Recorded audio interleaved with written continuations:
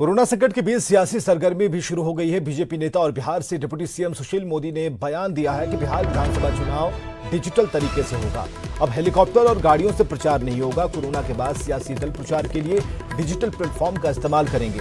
सुशील मोदी ने यह भी कहा कि हो सकता है कि मतदाताओं को बूथ पर जाने की जरूरत ना पड़े, वो अपने घर से ही आने वाले दिनों में ऑनलाइन वोटिंग कर सकते हैं। साथ ही डिप्टी सीएम ने कहा कि कोरोना को देखते हुए तय नहीं किया गया बिहार विधानसभा का चुनाव तय समय पर ही हो।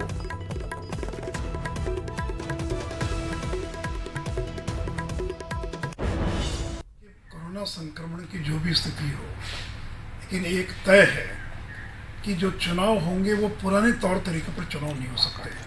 तो यानी अगला चुनाव जब भी होगा वो डिजिटल चुनाव होगा, डिजिटल कैंपेन होगा, पुराने तौर तरीके एकदम बदल जाएंगे, नए तरीके का चुनाव होगा।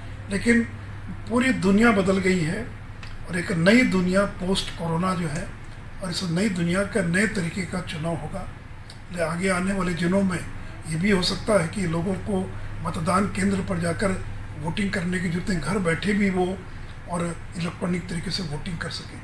ये नए नए तरीके ईजाद होंगे, नई नई चीज़ें आएंगी, लेकिन तय है कि अगला चुनाव जब भी होगा वो डिजिटल प्लेटफॉर्म का इस्तेमाल करके ही चुनाव होगा।